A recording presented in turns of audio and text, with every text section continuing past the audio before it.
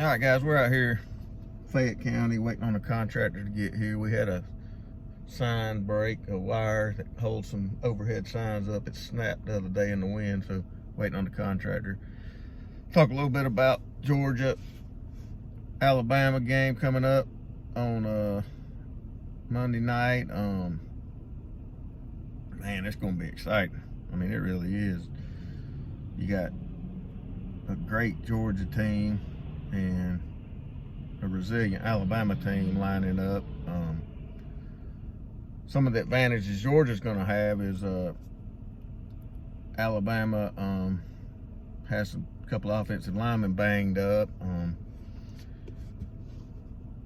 Whether or not they'll be at 100%, we don't know yet. Then you got Georgia's carrying a big crowd to Indianapolis, I'm hearing, and Alabama's probably, there's a little bit of travel, just a little bit of complacency on the Alabama side over the years from winning a few championships here and there. So that's going to favor Alabama. When you talk about crowd noise in Indianapolis in that dome, it's indoor, and Georgia could really, fans could cause some problems for that offensive line switching and all, especially with all the pressure that Georgia's going to bring this time. I'm calling for 3 sacks, maybe 4 for Georgia. I just think that they will get sacks. And whether or not that affects the outcome of the game remains to be seen, because they're going to be taking risk when they bring these blitzes that they're going to bring. And, you know, they're going to open up the back end of their defense. And it's just a matter of, can the guys blitz and get there before Bryce Young can find one of those one-on-one matchups.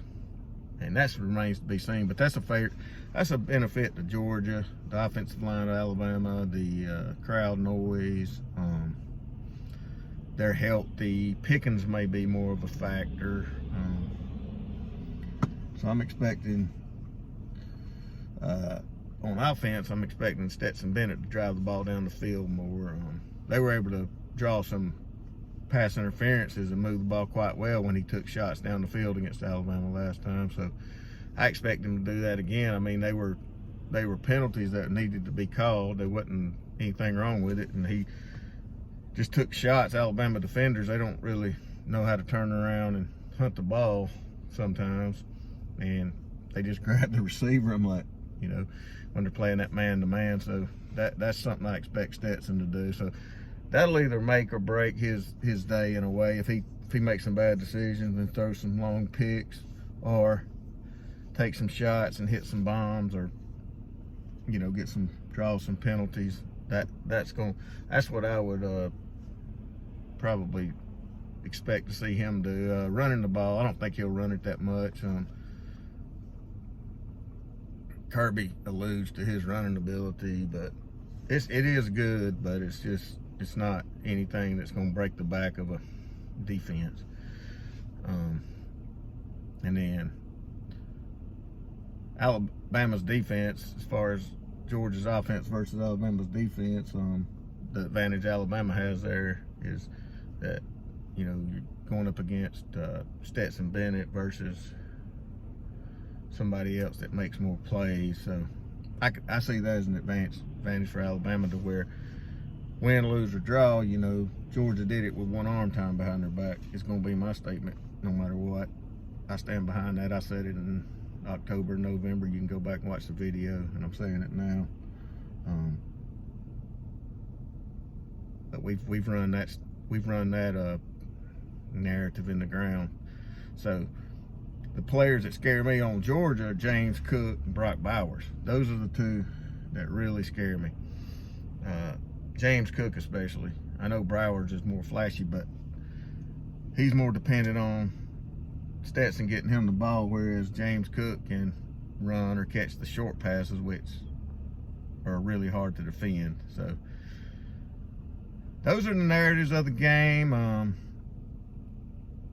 Can Alabama's offense switch and protect against that renewed pressure that Georgia's going to bring? There's no doubt in my mind that Georgia will have success blitzing and pressuring. It's just a matter of, can Bryce Young make them pay enough? And Another interesting question is what receiver will step up for Alabama in the replace of John Mechie? You've got Ja'Corey Brooks.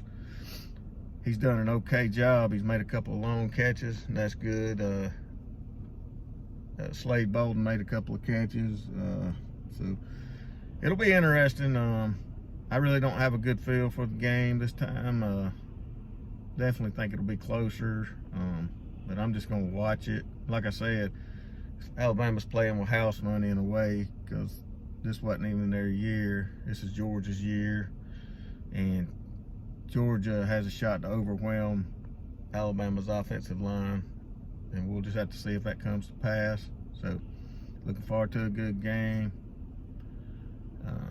Got a lot of friends on Georgia. Don't have any problem congratulating friends and family. We'll see how it goes. Fayette County is where I'm at today. Road Builder 99 signing off.